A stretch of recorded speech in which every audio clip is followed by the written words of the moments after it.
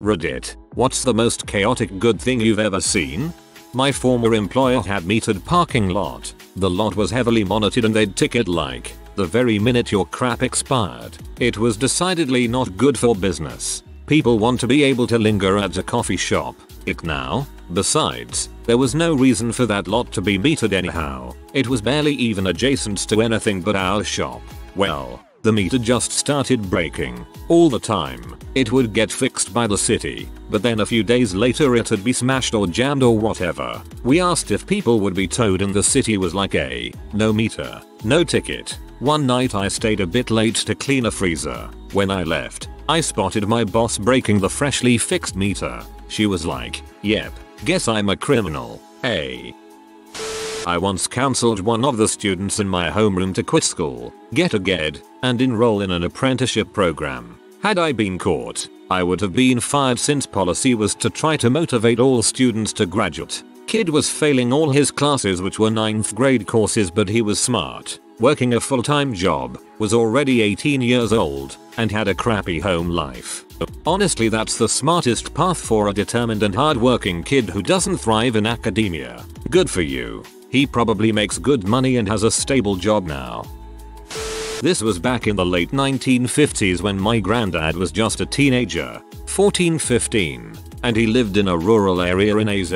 This relatively new family in town was arousing suspicion because the wife and kids were always banged up. My grandpa's stepfather spoke to the man of the house and told him that people didn't like that he was abusing his family and he needed to stop. When he didn't stop, my grandpa's stepdad excused himself from dinner one night and left the house for the evening. The following day, on the way to school, my granddad was on the bus and drove across a field where family man McGee was tied to one of the posts. Beat to holy heck. My granddad, the bus driver, and another older student helped untie the guy and get him onto the bus so that he could get back home. Nobody talked about it, but apparently my grandpa's stepdad and a couple other local men caught up to the guy and beat the crap out of him so that he'd know how his defenseless family had it.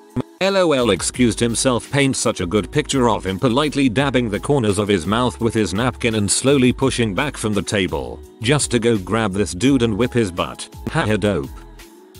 When I used to walk home from class at night, there's this dude always there that would always call me gangsta. Major respect but never anything else. For reference, I'm a 19-year-old short Hawaiian girl, and not very threatening looking. We'll call him JD. He'd ask how my day was, if I'm getting home okay, if I had any problems getting home, etc. I began to look forward to it when I walked home from class. A couple of times I would be having a bad day and this fella, who was outside rain or shine, would always say hi to me. One day, I was walking back and he was talking to a buddy. Said buddy looked me over and whistled, to which JD whacked him on the shoulder and said angrily show some respect and smiled at me and said you have a good night, gangster. I hope he's doing alright.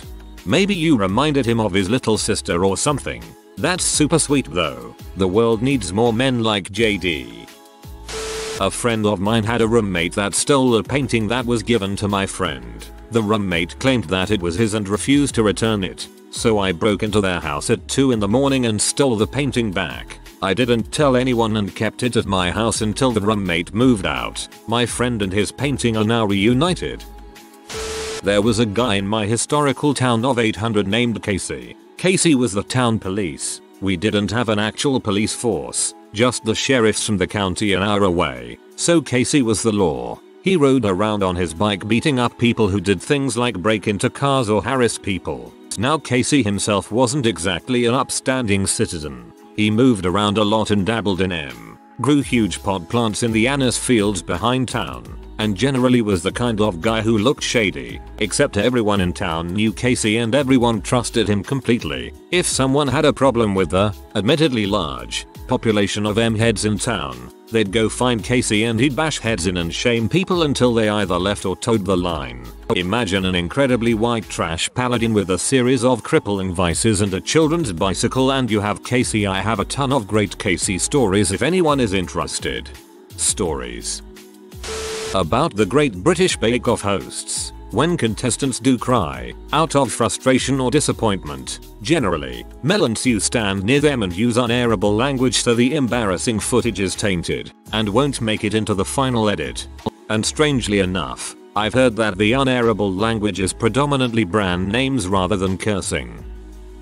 When I was in high school, I was an extremely troubled teen. Legal trouble, drug usage, violence, mental illness, failing every class, the whole gamut. When I was in 11th grade, I was put into a special education program for people like me, and I did wonderfully. I adored my teachers and vice versa. One teacher in particular was especially amazing. She helped me set goals, get on track. She even helped me find my first real job. My senior year, I was doing really well in my classes. But this school was set up like a college in that you needed a set amount of credits to graduate, and I was woefully short. I still needed something like 22 or 24 credits. Completely impossible to make up in my last year. Even though I was doing well, there was no chance I was going to graduate. So, my lovely teacher started digging through my record. She somehow converted my community service, treatment stays, lockup time, all of the consequences for my behavior into credits. She turned institutionalization into freaking elective credits.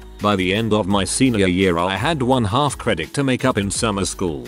I was able to walk with my class for graduation in June, and received my high school diploma in August. To this day, I have no idea how she did it, but she absolutely changed my life. Thank you, Mrs. Johnson.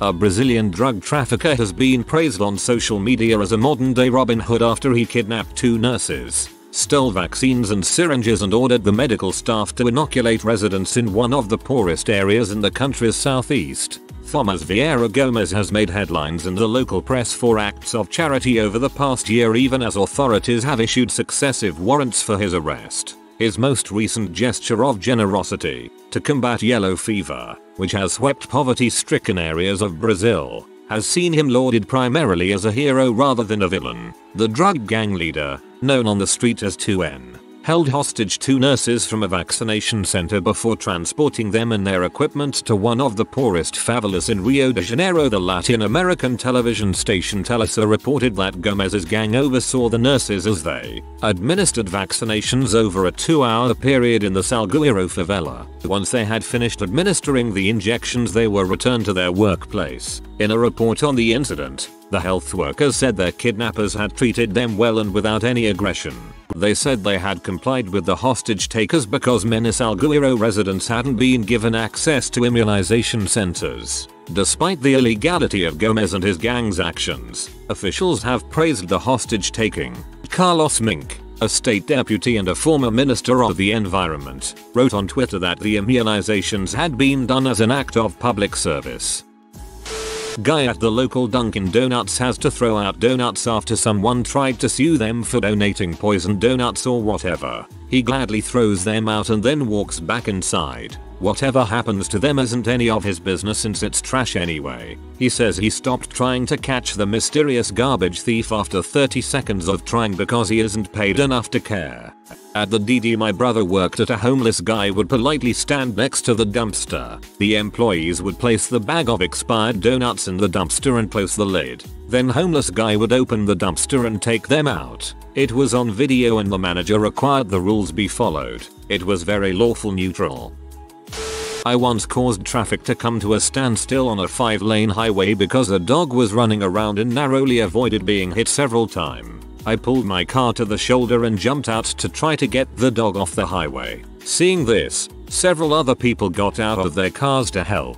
After about 10 minutes of us trying to chase this dog off the highway, the owner comes and the dog jumps right into her car. Everyone else gets in their car and leaves while I am talking to the very relieved owner who couldn't believe all these people got out to try and save her dog. Once she gets in her car and leaves, I realize I am on the opposite side of the 5-lane highway from my car and no one is stopping to let me pass. Finally, a trucker must have noticed my predicament and starts cutting off traffic and slow them so I could walk out to get to my car. Another trucker follows suit and I am able to get back to my car and back on the road. It wasn't until later that I realized how dangerous what I had done had been, but it was worth it to see the owner reunited with her dog. TLDR. I ran into traffic to try and save a runaway dog.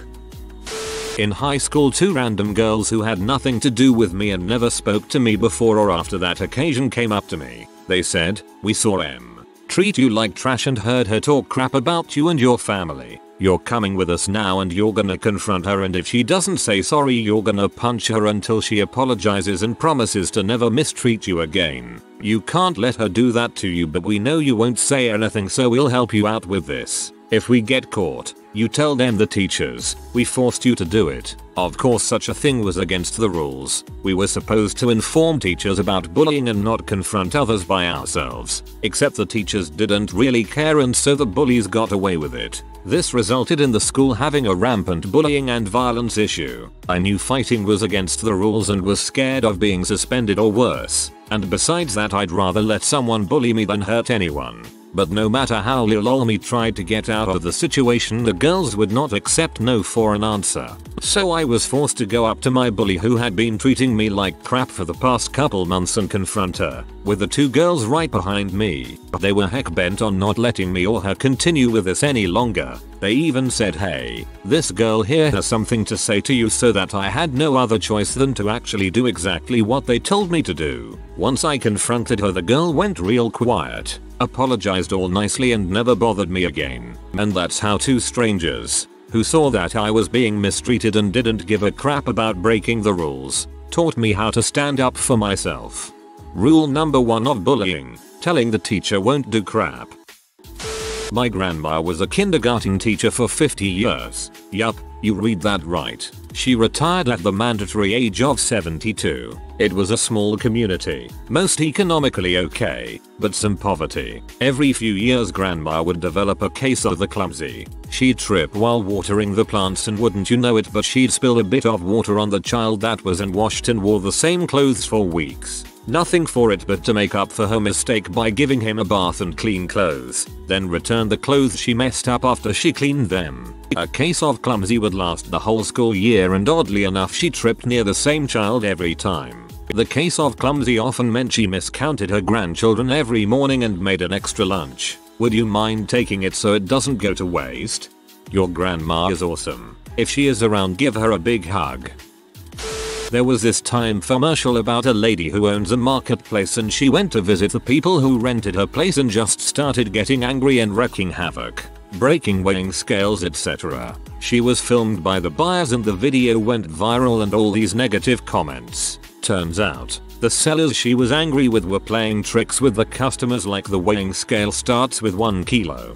Thailand has some really amazing commercials. This one actually happened yesterday at work. A girl and her mom came in and got a few sandwiches, but the girl wanted a brownie. They were paying cash, but were like $3 short for the brownie. The girl didn't throw a fit or anything, but was pretty sad. I was just gonna let them take it, it's just a brownie. But before I can say anything, the guy behind them says, "I would like all but 5 of your brownies." Mind you, this is like 40 freaking brownies, which costs like a $110 of just brownies. He proceeds to then give the girl all of the brownies, which needed 3 bags just to carry all of them. The girl was ecstatic, and everyone else was laughing their butt off. We'll never forget you, Brownie Man. There's a group that does guerrilla ramp building to help those with mobility issues around the city. They've stepped up in so many areas the city and businesses have been ineffective in maintaining code, or outright, and illegally, ignored it, to the detriment of citizens. I freaking love them and donate to them whenever I can. Next is the guys who spray paint dongs all over potholes so the city has to come out and fix them. If I see them doing this, I roll one day. I'm stopping traffic to A, help, and B, kiss them because thank you. Help those with mobility issues around the city. They've stepped up, kicking them while they're down. When I was still in my medical training in LA, I often saw middle-aged gentlemen putting coins into expired meters. The one time I saw a meter maid try to approach him and he ran off giggling. A few months later I saw him at a stop sign in a Maserati. Basically the definition of chaotic good. I've seen a grizzled oldish guy pull a mother who hit her kid for crying out of her seat by the collar, and grumble at her how he'd show her how it feels to be hit for crying if she kept going. In the most disdainful tone I've ever heard in real life, he told her to sit back down, and dropped her in her seat. When the nice police people came, nobody had seen a thing. In my version of this that is playing in my head, I'm picturing Mike Ehrmantraut as the old man. I sometimes call apartment complexes that I know don't offer recycling service and I pretend to be interested in an apartment. Then I ask if they have recycling and back out once they say no. I do this to the same ones from different numbers over the course of a few months so they don't get suspicious. Sometimes I have friends call too. So far only one has added recycling, but I'm still working on the others. The time I did something like this, I worked in daycare and over the summer the kids had to bring their own lunch. One extremely undernourished and developmentally behind toddler only got things like chocolate frosting between slices of white bread for lunch. I started packing extra of my own lunch, with healthy stuff like yogurt and fresh vegetables, and sat her on my lap each lunchtime and coaxed her to eat. It was totally against the rules and probably illegal, but the lead teacher and I couldn't just sit there and watch her literally eat frosting for lunch, so I got permission to take over myself. We just kept it quiet. Can confirm, was actually illegal, but we are gonna let this one slide. I teach English as a foreign language to high schoolers. I have one class where the class clown is always trying to be disruptive, but his method is to shout encouragement whenever someone answers a question. Like, "You a genius" or "You so intelligent." I have to act annoyed because I know he'll stop doing it if he ever knew how much I freaking love it. You should tell him this when he leaves your class. Friend's mother found out her husband, friend's father, was part of a child pornography group when the police showed up to arrest him. He'd realized they were about to get him so was trying to escape the country via the local airport. He'd told her his mother was sick and he was going to visit. She not only told the police where he was, but raced them to him. Slide tackled him at the airport before he disappeared and was in the process of beating him to a pulp when the police arrived and pulled her off of him.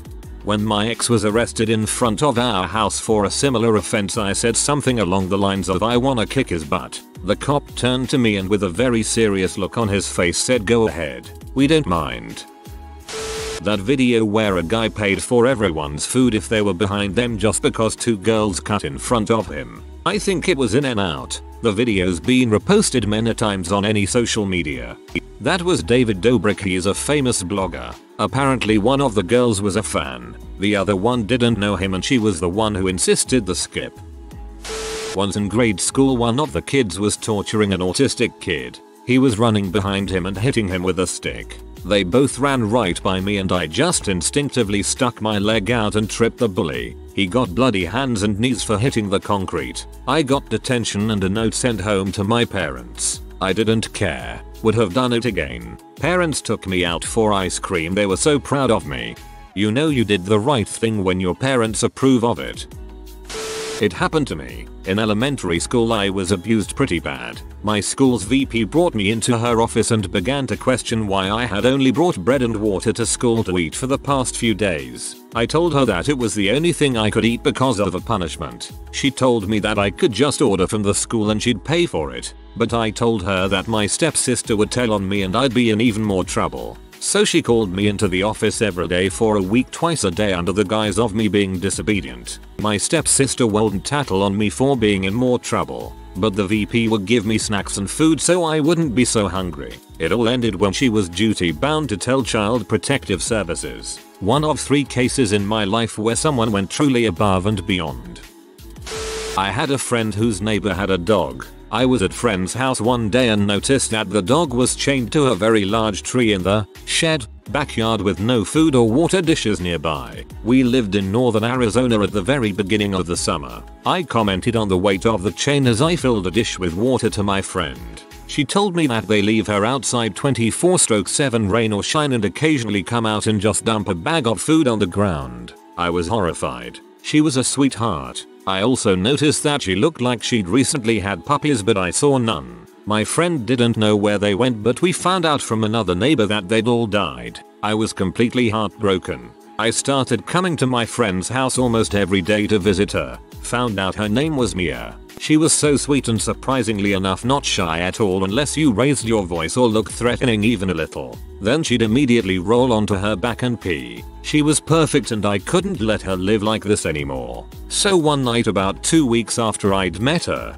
I came over to my friend's house with some borrowed bolt cutters in the middle of the night. We stole Mia. I took her home and immediately got her in the tub. I don't think the poor thing had ever had a bath before, she was so terrified of the water. I ended up sitting down in the tub with her while we bathed her. We had to rinse and repeat 4 times before we got all the dirt and hair and grime off of her. My pipes ended up clogged because of the hair. We then gave her as much food and water as she could possibly want and then quickly discovered she went bananas over a laser pointer. She was my sweet girl, but unfortunately we had her less than a month. We lived in a small town and a kid recognized her as her aunt's dog. I immediately found a friend that owned a ranch with sheep and plenty of room to run and he took her and she has an absolutely amazing life now. She's a red heeler, so it makes complete sense. The very next day after sending her away, I got a knock on my door. It was the woman and her young children. They asked if I'd seen their dog, with the woman laying on the guilt thick that her children missed her greatly. I'd spent hours sitting outside with this dog and never once saw any of these people. I played dumb and told her that if I saw her dog I'd let her know. She didn't believe me, so I invited her inside to see for herself. There wasn't a trace of Mia in the house. I immediately took down the pictures I'd posted on social media as well, just in case. Frick people who treat animals like that. I'd do it again in a heartbeat. Friend of mine used to live in downtown Toronto. At one point she'd given a spare comforter to a homeless man to keep warm through our hellish winters. Fast forward a couple months and she's cutting through the park at night to get to her apartment. Some guy stops her, clearly with bad intentions. Looks grim. Comforter bro comes flying out of nowhere with comforter draped like a cape. Bad dude is scared shitless and runs. Comforter bro escorts friend through park to safety. Karma. My boyfriend's aunt is like this. Incredibly giving and super generous to people less fortunate. She'd become friends with some of the homeless people around her work and one day, some dude comes out with ill intent towards her. Next thing you know, she's got a posse of homeless men making this dude feel uncomfortable. I like putting coins in the treat machines at the local zoo's goat feeding ration. It's fun to see the kids so excited and the parents pee that they're forced to stop and let their kids feed the goats. Not super chaotic, but hey, $20 goes a long way. That's very sweet of you. Took my kids to a place that I didn't know had a small petting zoo and had feeding machines. I felt really bad that I had no change and some nice dad shared his quarters with my kids. Not only did my kids have a good time with his kids, they learned that some people are truly good-hearted. Hopefully more parents were thankful you left them there than annoyed. When I was much younger, worked as an EMT paramedic in a pretty big city for a private ambulance company. Whenever we transferred a patient into one of the local hospitals, we'd routinely use their linens to remake our stretcher. Whenever we were expecting a cold snap, we figured out that we could fit about 25 blankets under the mattress on our stretcher without being too obvious. We'd then head out to some of the known spots where there was a large homeless population and hand out the blankets. If you are new to the channel, you can subscribe. I publish new videos every day. Until then, check another video.